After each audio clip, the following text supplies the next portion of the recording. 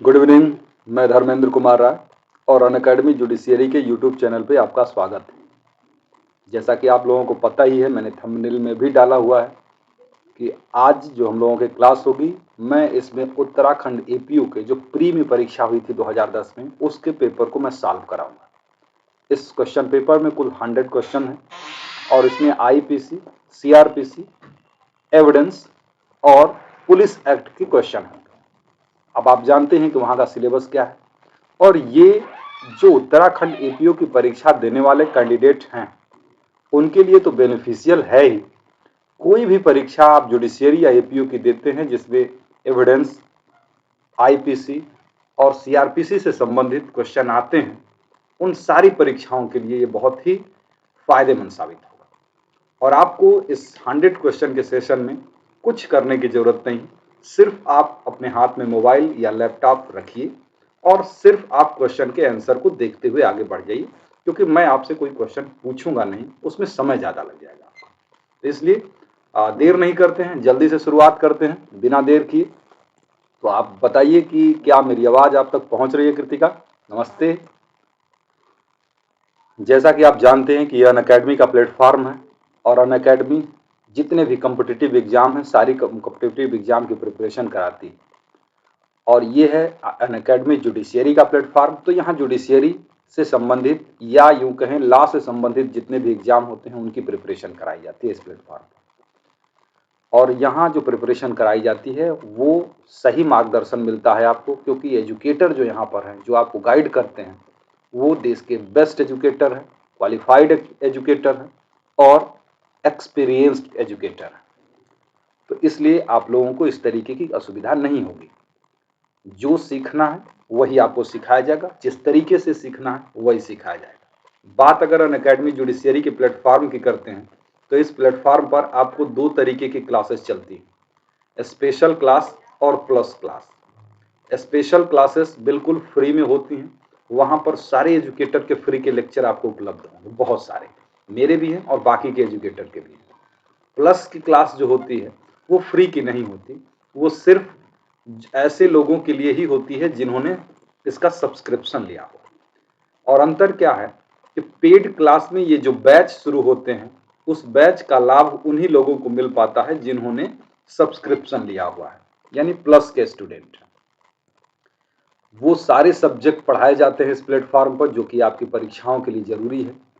और बात करते हैं फिलहाल, तो फिलहाल हरियाणा जुडिशियल सर्विस और राजस्थान जुडिशियल सर्विस के लिए फ्री की टेस्ट सीरीज चल रही है, तो आप उसको ज्वाइन कर सकते हैं अनअकैडमी का लर्निंग ऐप डाउनलोड करके। उसके अलावा आप राजस्थान जुडिशियल सर्विस और हरियाणा जुडिशियल सर्विस के लिए रैपिड रिवीजन सीरीज चल रही है, आप उसको भी ज्वाइन कर सकते हैं। उसके अलावा T20 मॉक टेस्ट सीरीज चलती है, आप जानते ही हैं। ये मंडे, ट्यूसडे, वेडनेसडे और थर्सडे, ये 4 दिन होता है, सुबह 9 से 9:30 बजे तक, तो आप उसको भी ज्वाइन कर सकते हैं। और अगर बात करें कि सब्सक्रिप्शन के प्लान जो हैं उन क्या हैं, तो आपके सामने ये सारे ऑप्शन होते हैं, कोई भी प्लान आप चुन सकते हैं, अपने डिस्क्रिप्शन पर है, अपनी इच्छा पर है, अपनी सुविधा पर है। इसमें से कोई भी प्लान आप चुनेंगे तो उसमें इंस्टॉलमेंट में भी फ़ी पेमेंट कर सकते हैं। और फ़ी कितनी होगी उतने समय की, तो आप देख सकते हैं 3 मंथ का है तो यहाँ लिखा हुआ, 6 मंथ का है तो यहाँ लिखा हुआ। इस तरीके से आपको ये पूरा डिटेल है। और जो फी स्ट्रक्चर आपको स्क्रीन पर दिखाई दे रहा है, अगर आप उसमें भी डिस्काउंट चाहते हैं तो राय लाइव, RAILIVE, राय लाइव कोड का अगर प्रयोग आप करेंगे तो 10% का डिस्काउंट और भी हो जाएगा। ये राय लाइव कब आपको यूज करना है? जब आप सब्सक्रिप्शन लेने की कोशिश करेंगे तो वहीं पे शुरुआत में ही वो आपसे पूछेगा हैव यू रेफरल कोड, यानी क्या आपके पास कोई रेफरल कोड है, तो वहीं पे आपको ये कोड डालना है। अनअकैडमी जुडिशियरी का ये यूट्यूब चैनल है जिस पर आप हैं, और शाम को 6:30 पर हमारी क्लास होती है इस पर। और फिलहाल मैं क्वेश्चन पेपर सॉल्व करा रहा हूँ आज भी, और आगे की कुछ क्लासेस में भी मैं वही कराऊंगा। टेलीग्राम चैनल भी है हम लोगों का, तो टेलीग्राम चैनल को आप कैसे ज्वाइन करेंगे? यूए जुडिशियरी धर्मेंद्र, इस तरीके से आप टेलीग्राम चैनल से जुड़ सकते हैं। और बहुत सारी इंफॉर्मेशन को कलेक्ट कर सकते हैं वहाँ से।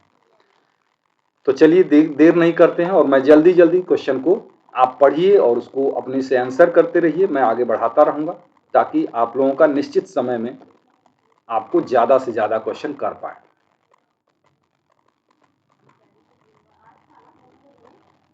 ठीक है, अब आपके सामने देखिए क्वेश्चन बहुत आसान है, तो इसमें आप मत सोचिएगा कि अरे इतना आसान क्वेश्चन आसान ही है।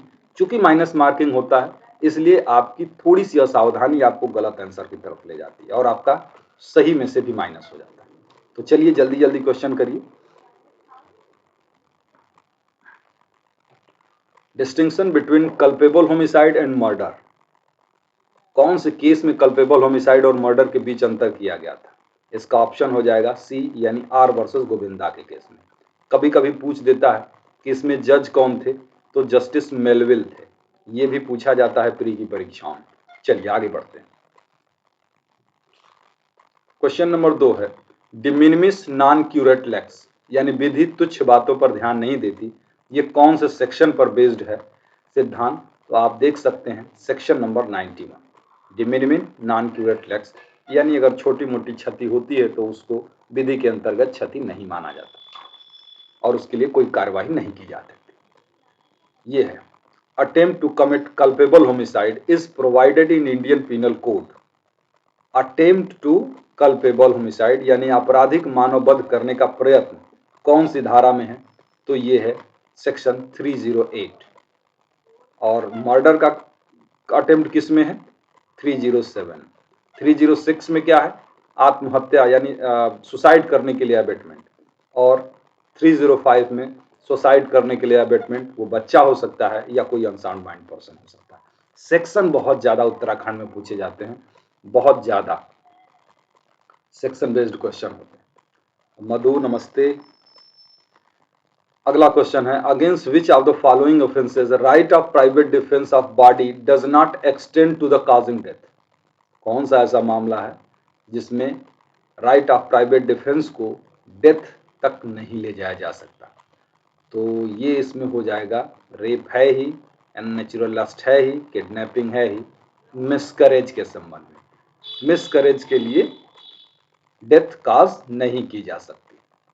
चलिए आगे बढ़ते हैं फिर।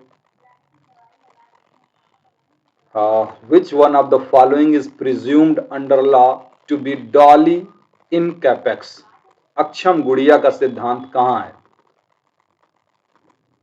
किसे माना जाता है कि वो अक्षम होता है अपराध करने में? तो जिसकी उम्र 7 साल से कम होती है। कोई भी बच्चा जिसकी उम्र 7 साल से कम है वो डॉली इन कैपेक्स माना जाता है और ये आईपीसी के सेक्शन 82 में बताया गया है। Rakesh ji very good, thank you. आपको आंसर नहीं देना है राकेश, है ना? आप क्योंकि आंसर हम आपका लेंगे तो आपका समय ज्यादा किल होगा। आप सिर्फ रिवाइज करते हुए आगे बढ़िए क्योंकि परीक्षा आपकी बहुत नजदीक है और आप लोगों को बहुत ज्यादा समय इस पर खर्च नहीं करना है, लेकिन रिवाइज करना बहुत जरूरी है। चलिए अगला क्वेश्चन ये पढ़ लीजिए, थोड़ा बड़ा है तो आप पढ़ लीजिए।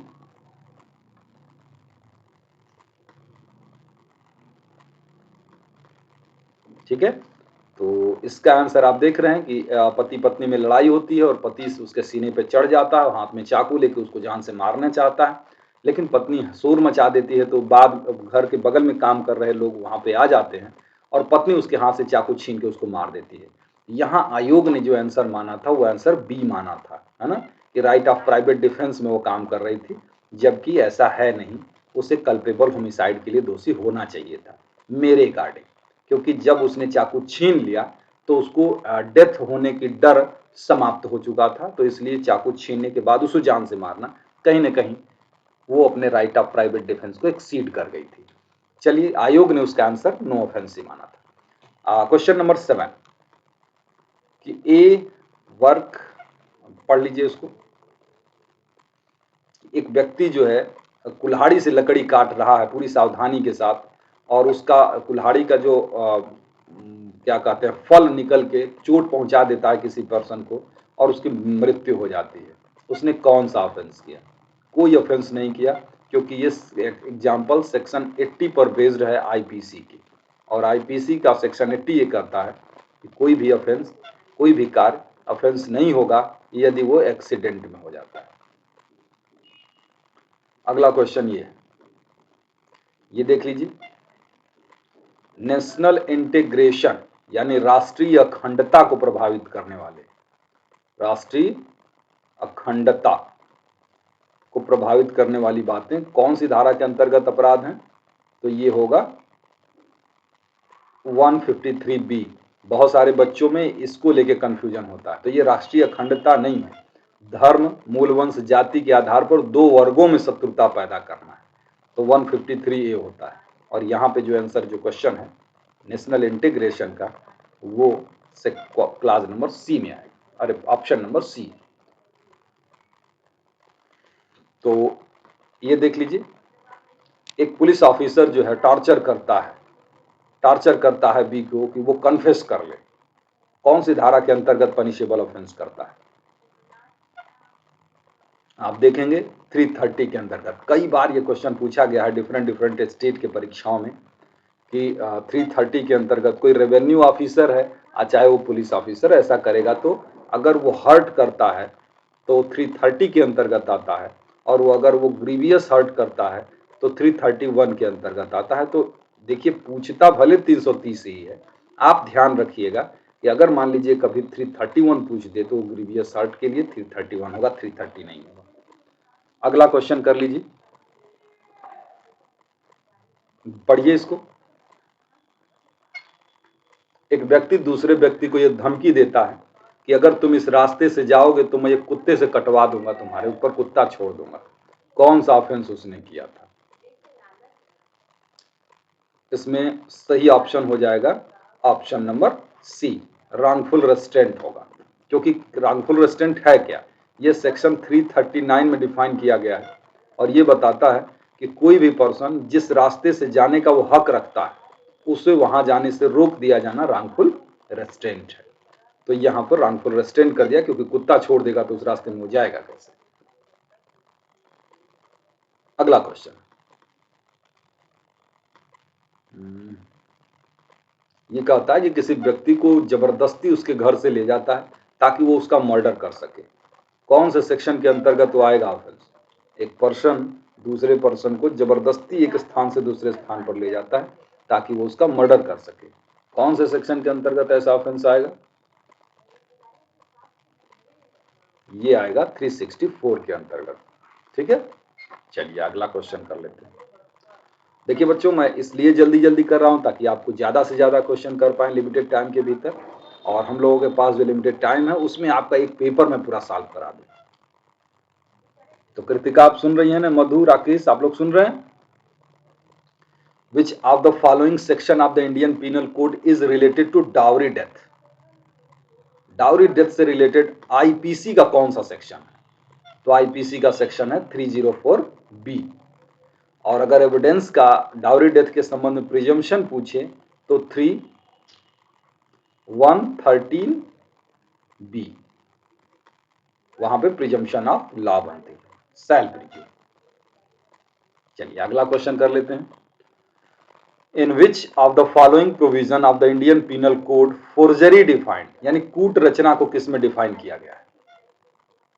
कूट रचना को किस में डिफाइन किया गया है? आप जानते हैं सेक्शन 463 में डिफाइन किया गया है। ठीक है ना? मैकनॉटन केस किस बात से रिलेटेड है? क्वेश्चन नंबर 14, मैकनॉटन केस किस बात से रिलेटेड है? तो मैकनॉटन केस है संबंधित इंसैनिटी से।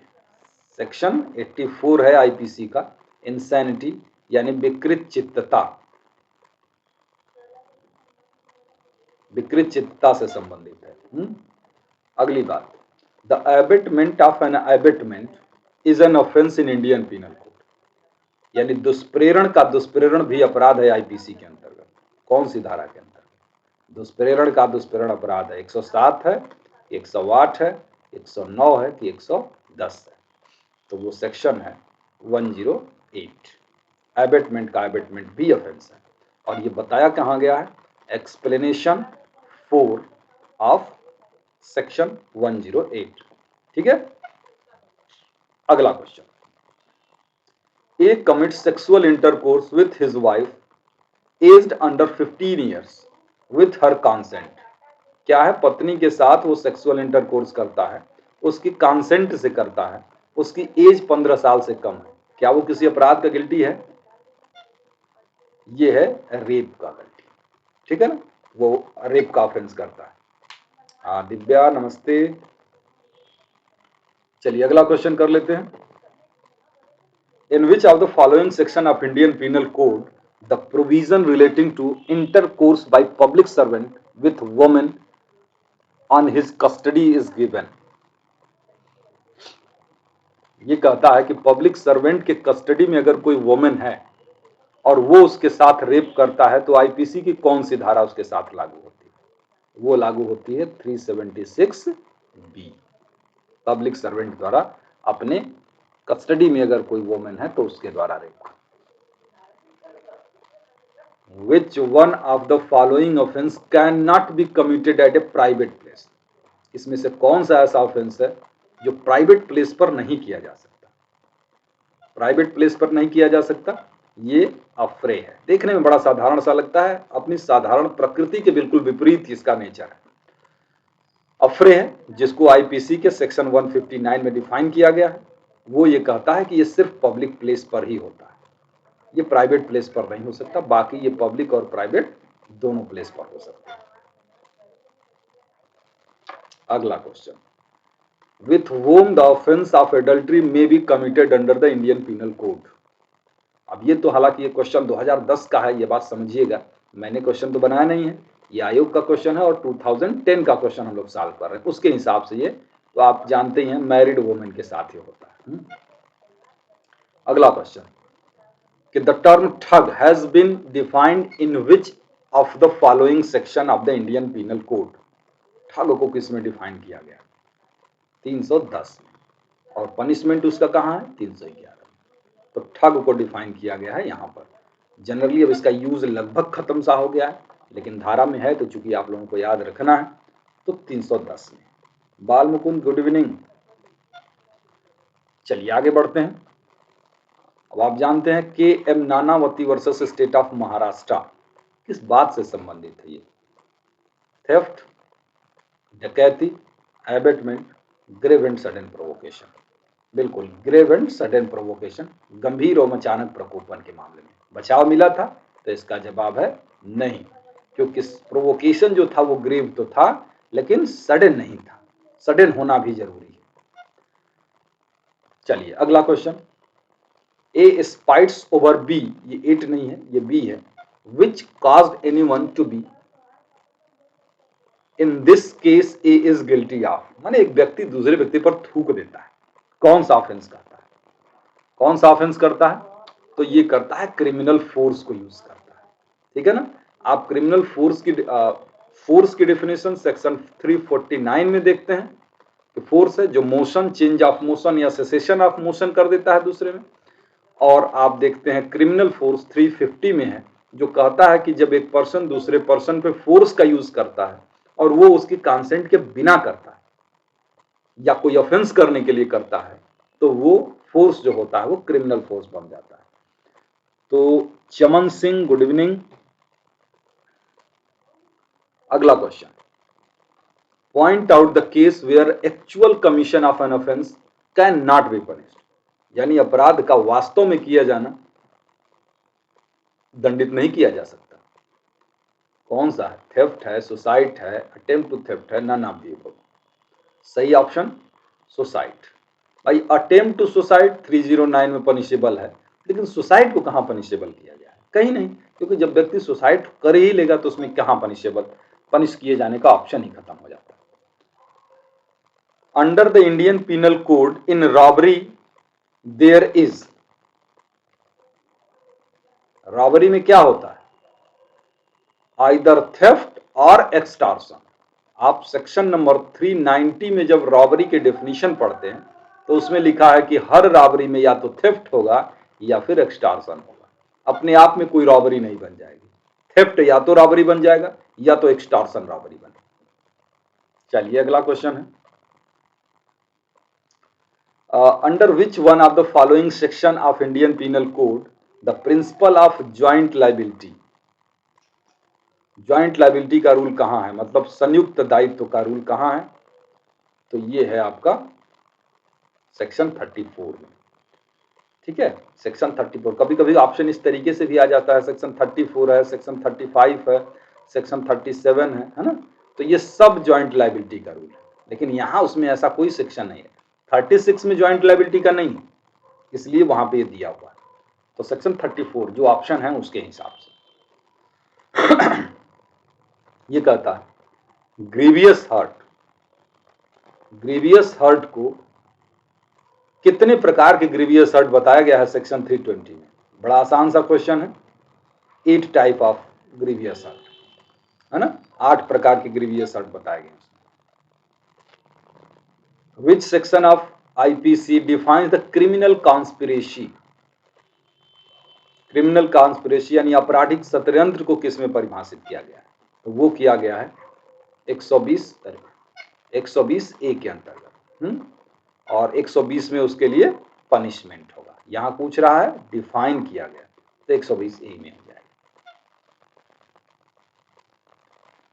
अगला question, A makes an attempt to steal some jewels by breaking open a box and finds after so opening the box that there is no jewel in it, what is the offence of it.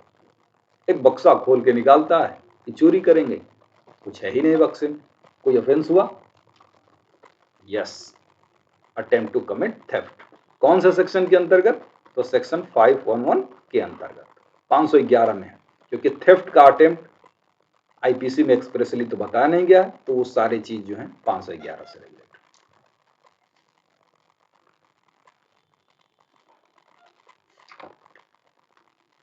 अगला है section 387 of IPC relates to, इस कौन सी से संबंधित है?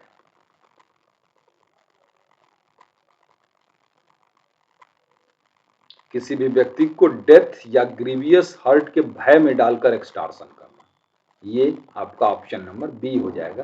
387 में यही चीज है।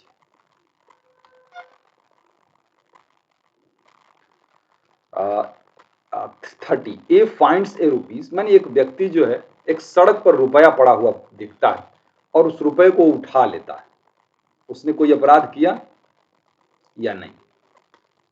तो इसका जवाब आप देंगे जी नहीं, उसने कोई ऑफेंस नहीं किया, क्योंकि अगर आपका कंफ्यूजन हो रहा है कि डिसऑनेस्ट एप्रोप्रिएशन ऑफ प्रॉपर्टी है तो वो नहीं होगा। सेक्शन 403 में डिसऑनेस्ट मिसअप्रोप्रिएशन ऑफ प्रॉपर्टी के बारे में बताया जरूर गया है, लेकिन उसका एक्सप्लेनेशन नंबर 2 ये बात कहता है कि कोई प्रॉपर्टी जो किसी के पोजीशन में नहीं है, सिर्फ उसको उठा लेना कोई ऑफेंस नहीं बनता है। और ये जो एक्सप्लेनेशन नंबर 2 का एग्जाम्पल फर्स्ट है ना, वो यही है जो आप लोगों के सामने, उसने कोई ऑफेंस नहीं किया। 31 कहता है Z under the influence of madness attempts to kill A in the case which of the following is correct. पागलपन के असर में ए को मारना चाहता है कोई व्यक्ति, और जेड, अब कौन सा ऑप्शन सही होगा?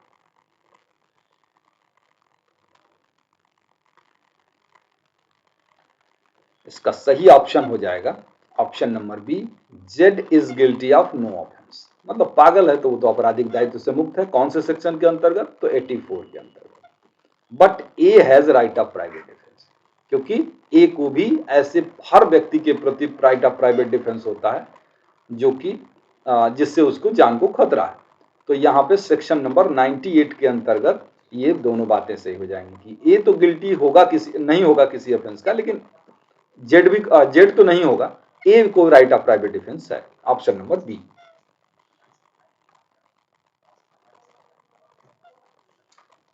हाँ, ये ऑप्शन देख लीजिए, द मैक्सिम इग्नोरेंसिया जूरिस नॉन एग्जीक्यूशाट, इसके संबंध में क्या ऑप्शन सही होगा आपके हिसाब से?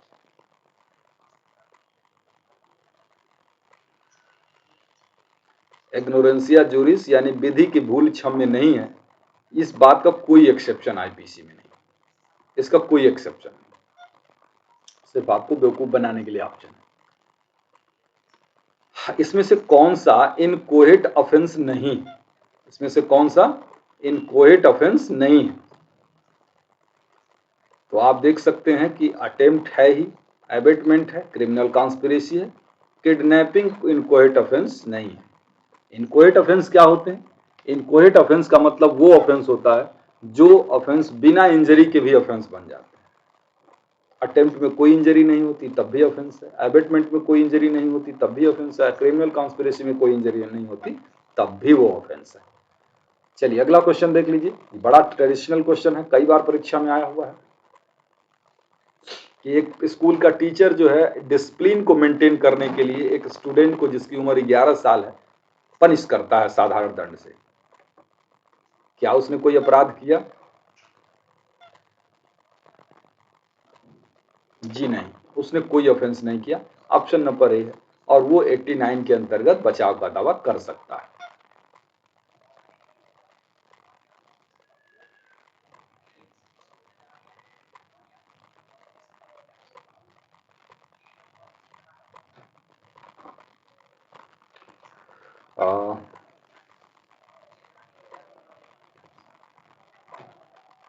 ये देखिए, एक व्यक्ति झाड़ी के पीछे है, एक व्यक्ति कोई बात है, दूसरे को नहीं पता, जिसको नहीं पता उसको उकसाता है कि झाड़ी पर गोली चलाई, झाड़ी पर गोली चलाता हूं मार डालता।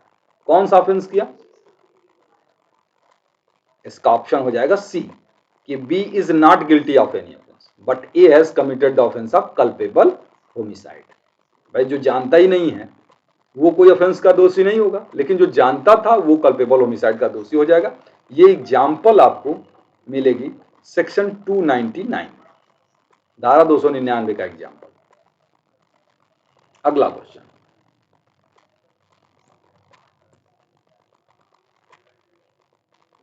अगला question,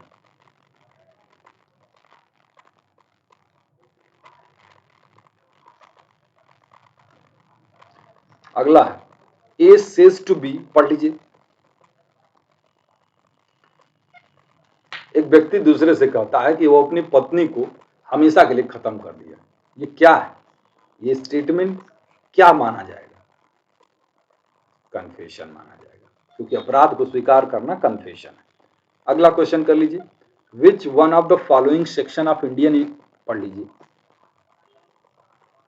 relevancy of opinion of to digital signature. तो बात सिग्नेचर की आती है तो इसका मतलब है 47, और चूंकि डिजिटल सिग्नेचर है तो ये हो जाएगा 47A के अंतर्गत, क्योंकि कोई सी भी धारा में ए जोड़ के जो है इंफॉर्मेशन टेक्नोलॉजी एक्ट से 2000 के बाद वह धारा में ए जोड़ के इलेक्ट्रॉनिक डॉक्यूमेंट को, इलेक्ट्रॉनिक चीजों को भी शामिल कर दिया गया। अगला क्वेश्चन, फैक्ट विच फ्रॉम, पढ़ लीजिए इसको, पार्ट ऑफ सेम ट्रांजैक्शन, एक ही संव्यवहार के भाग होने वाले तथ्य किस धारा के अंतर्गत सुसंगत होते हैं?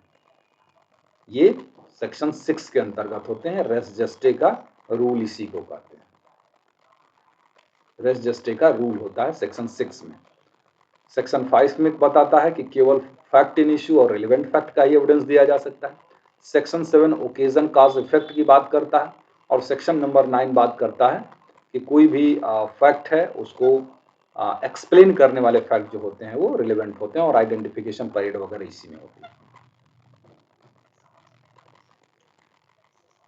टेप रिकॉर्डेड स्टेटमेंट आर क्या है?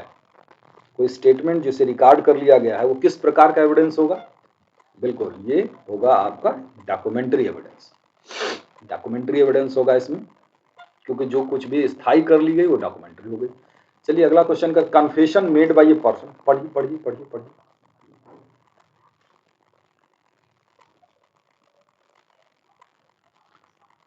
ये कहता है कि पुलिस कस्टडी में किया गया कन्फेशन उसके अगेंस्ट साबित नहीं किया जाएगा। ये कौन से सेक्शन का प्रोविजन?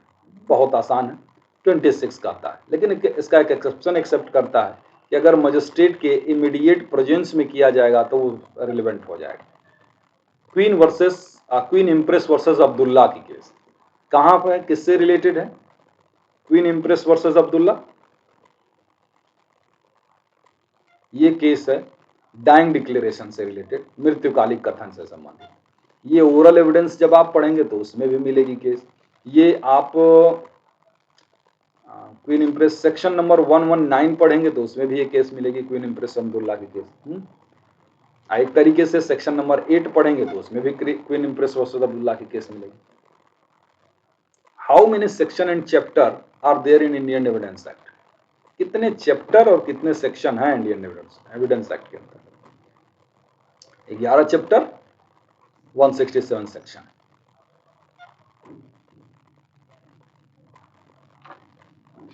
अगला है कि under section 8 of Indian evidence act which of the following is relevant? 8 के अंतर्गत क्या रिलेवेंट? तो 8 के अंतर्गत मोटिव, प्रिपरेशन और प्रीवियस और सब्सिक्वेंट कंडक्ट सब relevant. Admissibility of electronic record is prescribed under? Electronic record की एडमिसिबिलिटी की बात करता है, ये कौन सी धारा के अंतर्गत है? तो 65B के अंतर्गत है। डेथ में be presumed, presumption of death कितने साल के में हो जाता है? कितने साल से अगर कोई पर्सन गायब है तो प्रिजम्पशन ऑफ डेथ होता है? 7 ईयर्स से। कौन सा सेक्शन बताता है? तो 108 ऑफ इंडियन एविडेंस एक्ट। अगला क्वेश्चन पढ़िए इसको।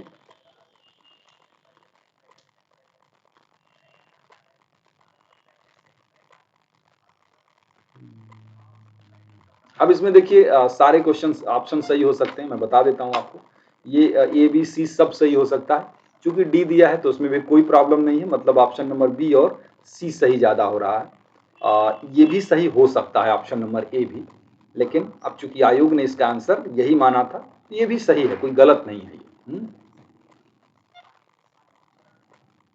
अगला question, which section of Indian Evidence Act makes the provision that there shall be no new trial on the ground of improper admission and rejection of the evidence? यानी साक्ष्यों के अनुचित ग्रहण और अग्रहण के आधार पर कोई नया विचारणा नहीं होगा। ये कौन सी धारा में एविडेंस के कहा गया? बड़ा आसान सा है, लास्ट सेक्शन है 167। Evidence act, evidence of accomplice is relevant.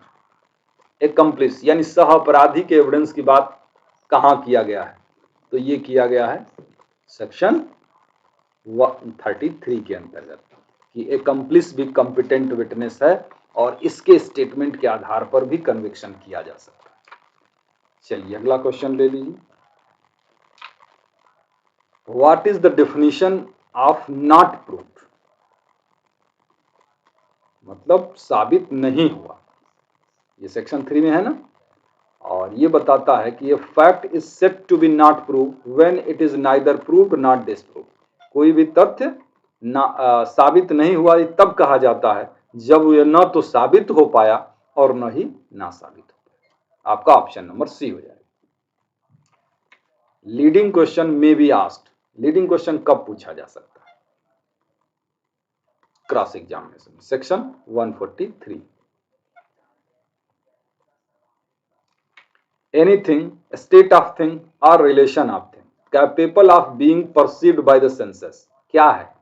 कोई वस्तु, वस्तुओं की अवस्था या वस्तुओं का संबंध जो इंद्रियों द्वारा बोधगम्य हो, वो क्या है? वो है फैक्ट। ठीक है, दो प्रकार के, फिजिकल होते हैं और मेंटल फैक्ट होते हैं। देखिए आधा समय में हम लोगों ने आधे क्वेश्चन कर लिए।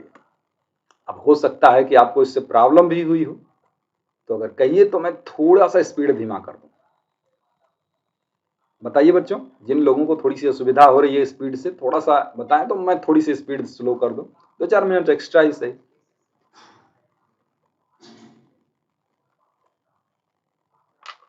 ठीक है, speed.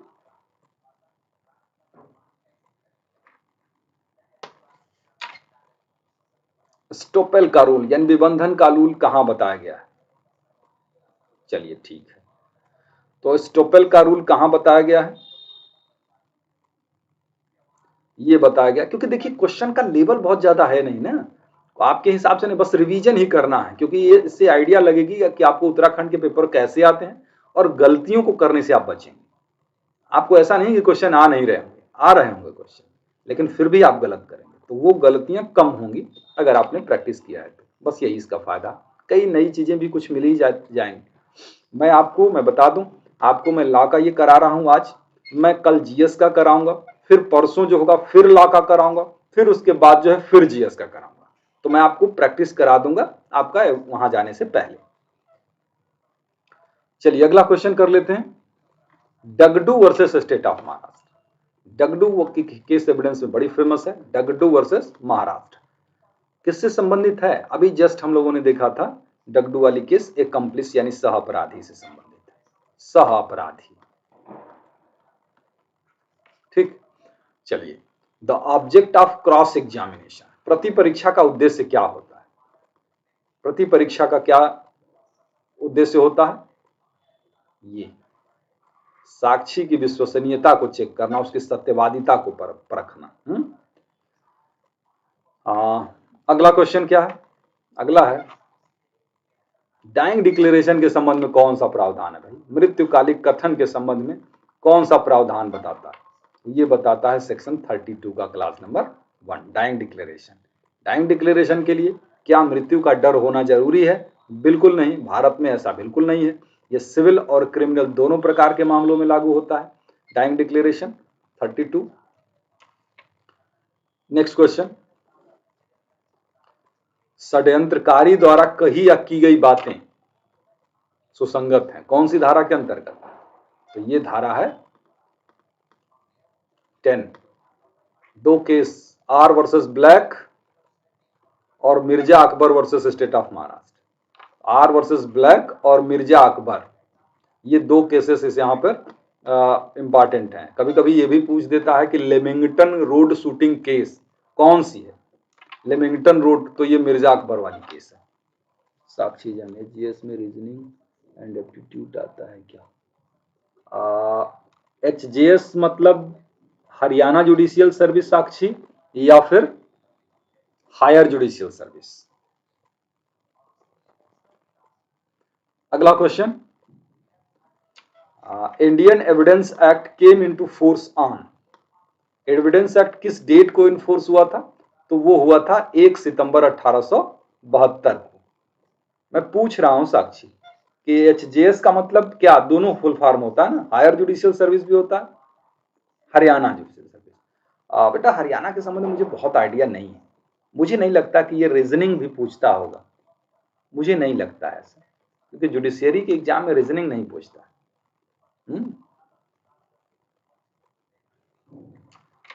Which one of the following is leading case of entries in book of account when relevant? Leading case है entries of book of account, कौन सी केस है इसमें? लाल कृष्ण आडवाणी वर्सेस सीबीआई की केस है, इसको याद कर लीजिएगा। सेक्शन नंबर 34 पर है ये, सेक्शन नंबर 35 बेस में कभी कभी हो जाएगा। चलिए अगला क्वेश्चन कर लेते हैं। Which one of the following is a leading case on confession to person in authority?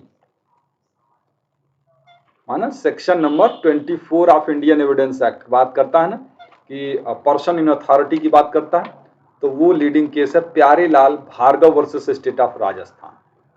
Pyarelal Bhargava versus state of Rajasthan. Who among the following is accomplice? Is an accomplice मतलब सहअपराधी इसमें से कौन है? इसमें से कौन सहअपराधी है? Trap witness, raped girl, I witness of murder? नहीं, इसको गलत ऑप्शन है, ये नन ऑफ दी एबव होना चाहिए, नन ऑफ दी एबव, इसमें कोई भी नहीं सहअपराधी। अगला क्वेश्चन, अगला क्वेश्चन है कि पढ़िए,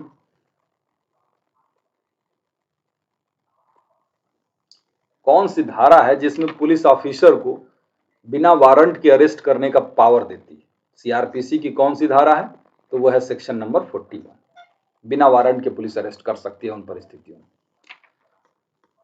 ये क्या कहता है कि जो एक्यूज्ड है वो कॉम्पिटेंट विटनेस होता है, सीआरपीसी के कौन सी धारा के अंतर्गत? तो ये होता है सेक्शन 315 के अंतर्गत कॉम्पिटेंट विटनेस है। लेकिन वो कॉम्पिटेंट विटनेस तभी होता है जब वो रिटन में उसके लिए रिक्वेस्ट करता है। अगला क्वेश्चन, विच पढ़िए।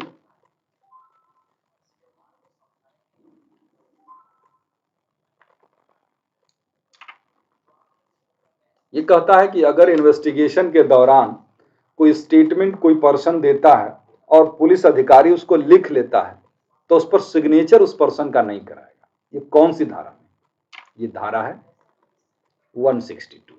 कहता है कि उसका 62 ये बताता है कि उसका यूज कहां होगा, उसकी एविडेंशियल वैल्यू कहां होगी, और उस पर सिग्नेचर नहीं कराया जाएगा। तो सिग्नेचर तो नहीं कराया जाएगा, उसकी एविडेंशियल वैल्यू सेक्शन 145 के अंतर्गत रिलेवेंट होगा, सेक्शन 27 के अंतर्गत रिलेवेंट हो सकता है, या सेक्शन 32 के अंतर्गत रिलेवेंस हो सकता है, और बाकी जगह इसकी रिलेवेंसी नहीं हो। सेक्शन क्वेश्चन नंबर ये पढ़िए 64।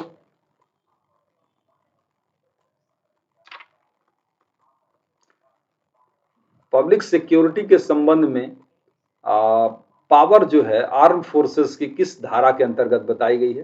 तो ये है criminal procedure code, arm forces can be used to this. हाँ, आर्म फोर्सेस का यूज कब किया जा सकता है? तो ये बताया गया है 130 के अंतर्गत। अंडर विच सेक्शन पढ़िए।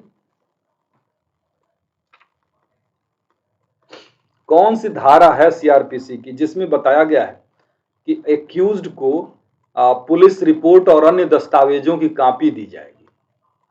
ये सेक्शन जो है वो है 207 कि जब भी पुलिस रिपोर्ट यानी एफआईआर हुआ किसी के अगेंस्ट और जब उसको समन होता है 204 के अंतर्गत समन या वारंट होता है तो उसके साथ ये 207 की ही बात करता है पुलिस रिपोर्ट पर जो संस्थित मामले होते हैं। पुलिस रिपोर्ट की कॉपी, एफआईआर की कॉपी, 161 के बयान की कॉपी, 164 के बयान की कॉपी, सब कुछ भेजा जाता है 207 के अंदर। एन असिस्टेंट सेशन जज is appointed by. Assistant session जज किसके द्वारा अपॉइंटेड होता है? आप लोगों को कंफर्म है क्योंकि जज जब शब्द लिख गया लोअर कोर्ट का तो ये उसका अपॉइंटमेंट हाई कोर्ट ही करेगा, टेंशन ही खत्म। अगला क्वेश्चन है cognizable offence. Non cognizable offence का क्या मतलब हुआ, कैसा होता है? छोटा मोटा होता है, यानी बिलेबल और सिंपल ऑफेंस कहलाता है नॉन बिलेबल, अरे कॉग्निजेबल, नॉन कॉग्निजेबल। अगला ये पढ़िए।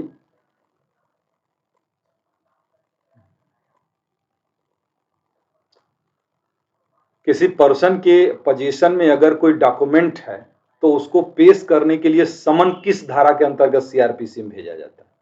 किसी व्यक्ति के कब्जे में अगर कोई डॉक्यूमेंट है तो उसको पेश करने के लिए समन किस धारा के अंतर्गत भेजा जाता है? ये है 91 के अंतर्गत। अगला क्वेश्चन ये पढ़िए।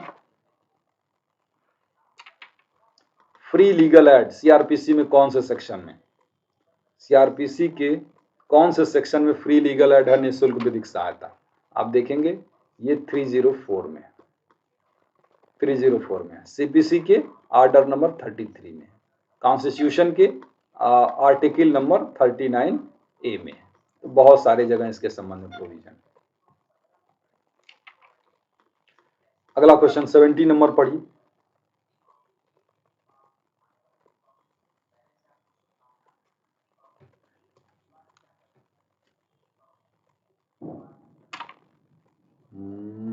ये कहता है कि सीआरपीसी की कौन सी धारा है जो डिफॉल्ट फाइन देने में डिफॉल्ट करने पर जेल जाने का प्रावधान करती है?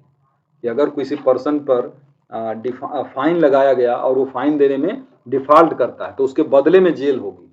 इसके संबंध में प्रोविजन कहाँ है? तो सेक्शन नंबर 30 के क्लास नंबर 1 में होता है। अगला ये पढ़ लीजिए।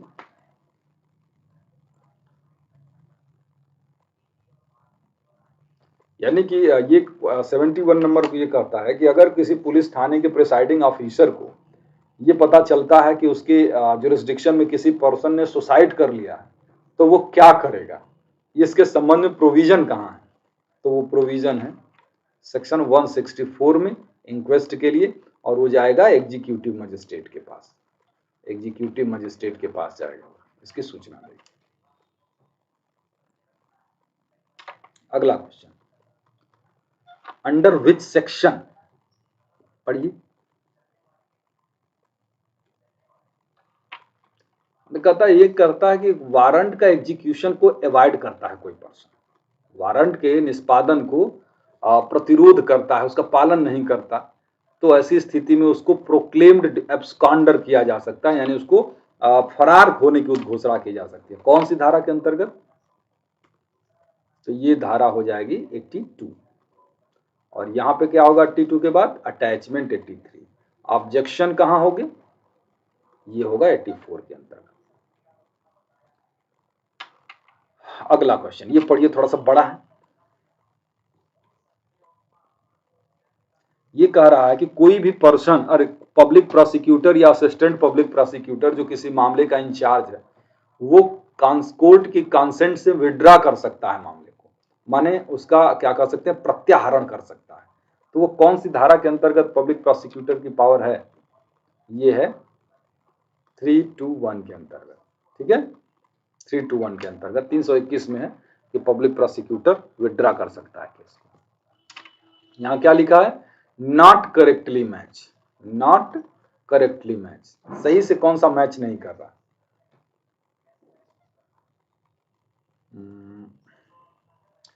अर्जेंट केसेस ऑफ न्यूसेंस जो है ना, वो 145 में नहीं है। 145 में इमूवेबल प्रॉपर्टी के पोजीशन को लेकर डिस्प्यूट होता है, जिससे पब्लिक पीस डिस्टर्ब हो सकती है, वो है। बाकी सारी चीजें सही है, यही एक गलत है, क्योंकि ये मामला अर्जेंट केसेस वाला आता है सेक्शन 144 में।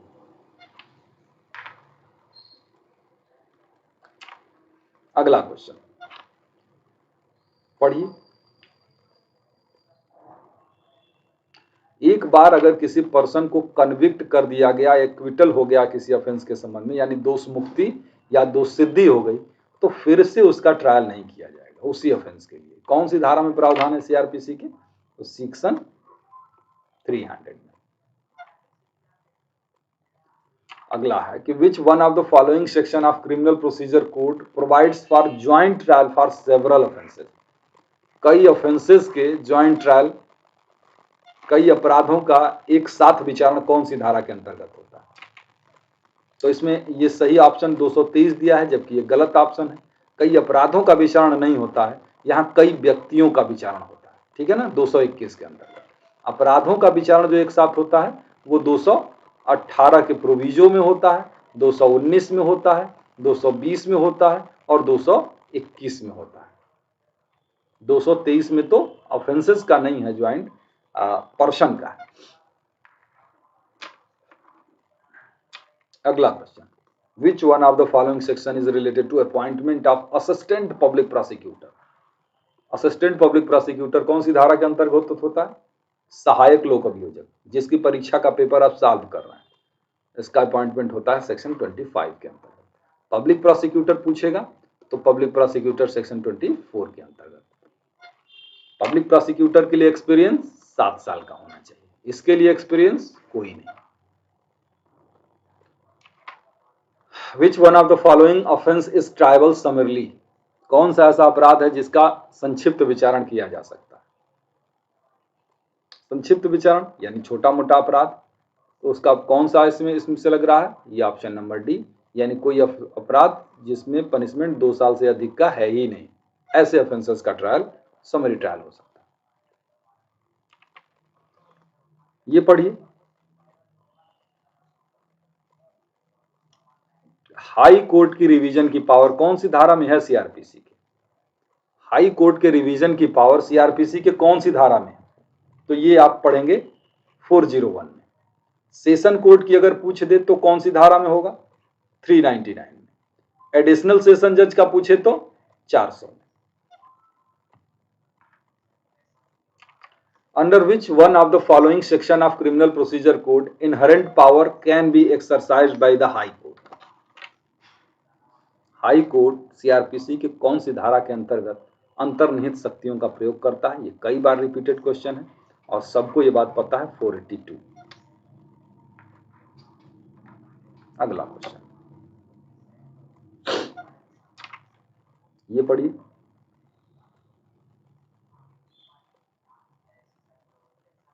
ये सेक्शन लास्ट का है 284, अरे लास्ट का है, हाँ 284 है।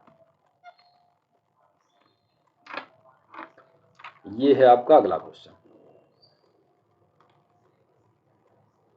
ऑफेंसेस अगेंस्ट मैरिज, विवाह के विरुद्ध अपराधों के संबंध में सीआरपीसी में ट्रायल या कॉग्निजेंस लेने के संबंध में क्या प्रक्रिया है, ये बताता है 198 विवाह के विरुद्ध अपराध, यानी कि चैप्टर नंबर 20 जो है, चैप्टर नंबर 20 आईपीसी का, इसके अंतर्गत कोई ऑफेंस होता है तो वो सेक्शन 198 के अंतर्गत उसका कॉग्निजेंस और ट्रायल के बारे में बताया गया है। अगला क्वेश्चन कर लीजिए, पढ़िए।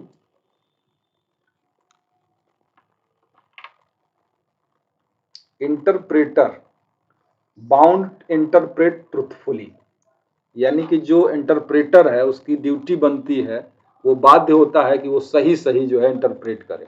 ये कौन सी धारा के अंतर्गत है, ये है 282 के अंतर्गत। अगला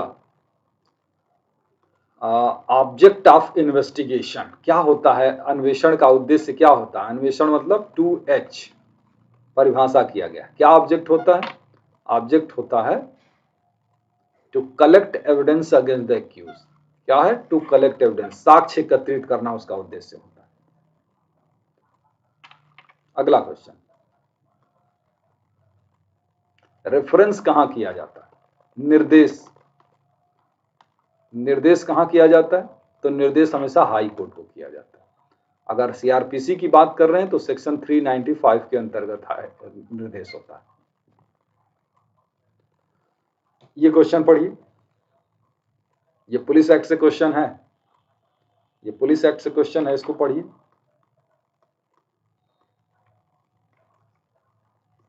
कौन लीगल एडवाइजर और फाइनेंशियल कंट्रोलर को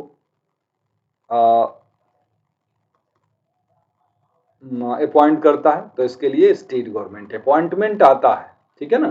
जब पुलिस एक्ट में अपॉइंटमेंट आएगा तो आप अगर स्टेट गवर्नमेंट ऑप्शन तुक्का मारेंगे, मैक्सिमम प्रोबेबिलिटी है कि आपका सही होगा, हमेशा नहीं होगा, मैक्सिमम प्रोबेबिलिटी है कि सही होगा। अगला क्वेश्चन कर लीजिए, ये पढ़ लीजिए।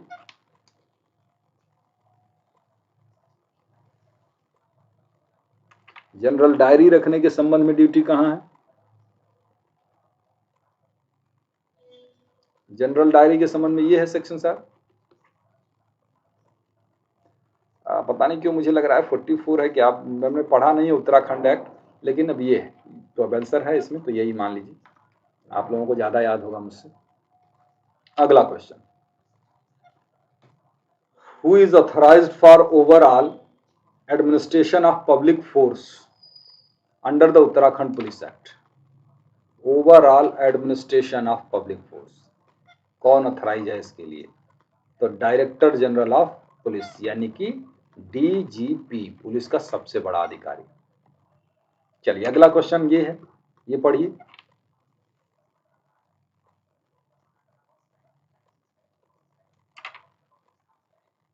ऑफिसर इंचार्ज मिनिमम कितने टर्म के लिए हो सकता है, तो इसका सही ऑप्शन है वह 1 साल के लिए। Next, under which section of Uttarakhand police act penalty for neglect of duty by the police officer are given, police officer द्वारा अपने ड्यूटी का उपेक्षा किया जाना कौन सी धारा में पनिशेबल है, ये है सेक्शन नंबर 88 में। अगला, under the Uttarakhand police act 2000 who creates police station, police station को कौन क्रिएट करता है, सृजित कौन करता है, स्टेट गवर्नमेंट। पुलिस थानों को का सृजन कौन करता है, तो state government. The administration of police district shall be vested in, administration of police district, यानी कि पुलिस जिलों का क्या कह सकते हैं, प्रशासन किस में निहित है, ये है ऑप्शन नंबर ये कि superintendent of police under the general coordination and direction of the district magistrate, SP के कंट्रोल में होता है। जनरल कोऑर्डिनेशन जो होता है वो डीएम का होता है। ये पढ़ लिया। अगला क्वेश्चन है हु अमंग द फॉलोइंग में create a state intelligence department. State intelligence department को कौन क्रिएट करता है? सीधी सी बात है, किसी डिपार्टमेंट को क्रिएट करना है, किसी का अपॉइंटमेंट करना है, स्टेट को। अगला section 84 of Uttarakhand police act 2007 deals with, क्या डील करता है? 84 में है unauthorised use of police uniform, police की वर्दी का गलत उपयोग करना, धारा 84। अगला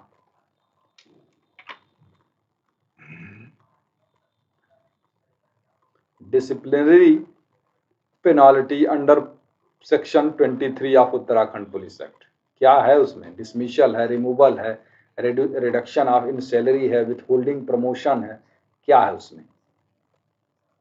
सब है, सब है।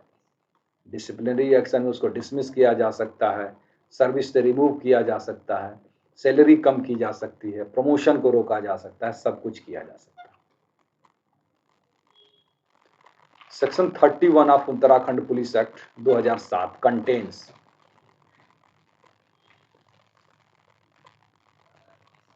selection of independent member of state police board, selection of independent member of state police board।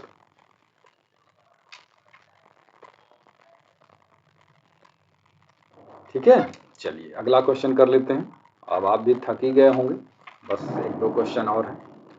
ये है under which section of Uttarakhand police act 2007 police officer is mandated not to withdraw himself from duty of his office, अपनी duty से withdraw नहीं कर सकता।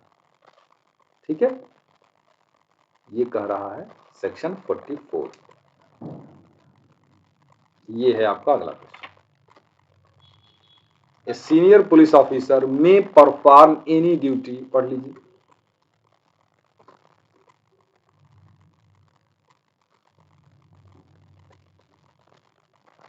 इसी तरीके का प्रोविजन आपको सीआरपीसी में भी मिलता है, इसी तरीके का प्रोविजन आपको सीआरपीसी में भी मिलता है, सेक्शन 36 है उसमें।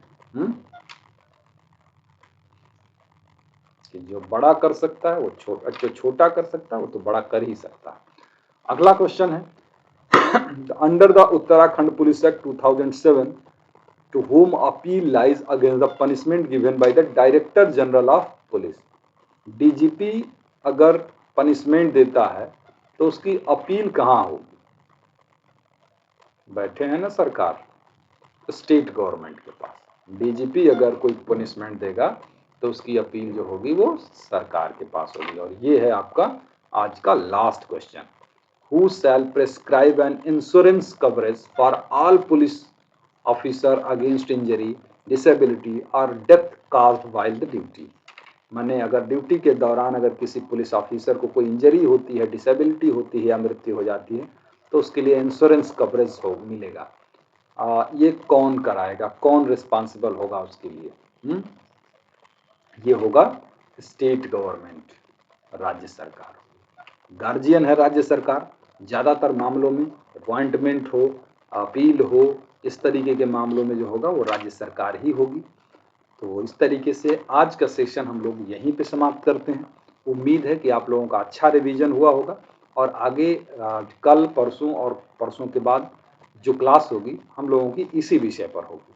मतलब कल भी हम लोग क्वेश्चन पेपर सॉल्व करेंगे, कल के बाद भी क्वेश्चन पेपर सॉल्व करेंगे और कल के बाद उसके बाद भी पेपर सॉल्व करेंगे। मतलब 4 दिन आप लोगों को मैं पेपर सॉल्व कराऊंगा, लॉ के भी और जीएस के भी। संभवतः कल मैं जीएस का पेपर सॉल्व कराऊंगा। ठीक है, तो चलिए धन्यवाद आप लोगों का इतनी देर बने रहने के लिए। फिर मिलते हैं हम लोग कल की क्लास में। या कुछ अगर पूछना या कुछ बताना चाह रहे हैं तो आप बता सकते हैं, मैं 1 मिनट अभी ऑनलाइन रहूँगा।